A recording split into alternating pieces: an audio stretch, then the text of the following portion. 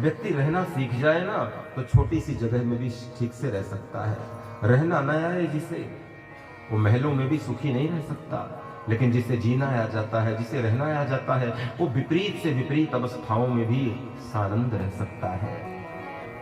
मैं प्रायः कथा में एक बात कहा करता हूं कि एक बार जंगल में एक पथिक गुजर रहा था, यात्री था, कहीं जा रहा था। जाड़े के दिन थे, मंद मंद वर्षा हो रही थी और ठंड जोर से लग रही थी। और ठंडी के समय में जंगल से गुजरा, रात्रि का समय, तो सोचा गांव मेरा दूर है, कोई झोपड़ा मिल जाता, कोई साधु संत की कुटिया, कोई आश्रम दिख जाता तो मैं रात्रि विश्राम करके सवेरे अपने गांव में चला जाता। वर्षा भी हो रही है, ठंड भी लग रही है, बदन में मजबूत कपड़े भी नहीं है, गांव दूर भी है। बस ये सोच ही रहा था कि कहते हैं उसको एक कुटिया दिखी और कुटिया में एक दीप जलता हुआ दिखाई दिया।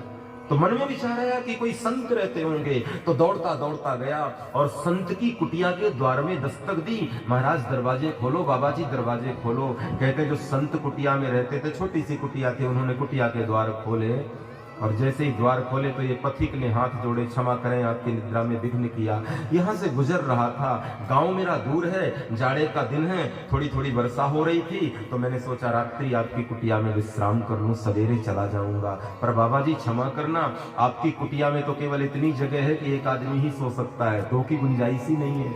आप विश्राम करो, मैं कहीं और आश्रय ले लूंगा, कहीं और चला जाऊंगा।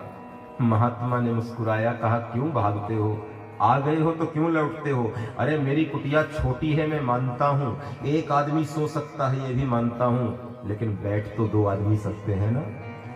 जरूरी थोड़ी है कि सोना ही पड़े।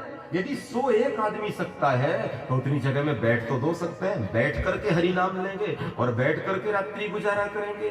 गुजारा ही तो करना है, रात ही तो काटनी है, और ये दुनिया रैन बसेरा ही तो है, हम लोग भी रैन बसेरा में ही तो बैठे हुए हैं। कब टिकट पूरा हो जाए, कब चले जाए, कोई भरोसा थोड़ी है।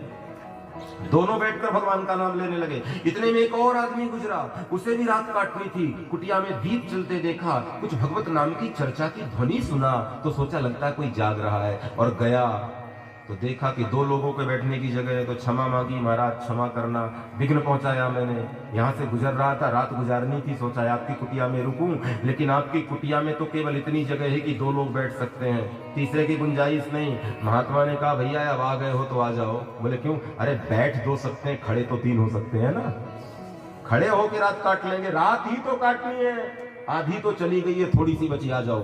तीनों खड़े होकर आनंद से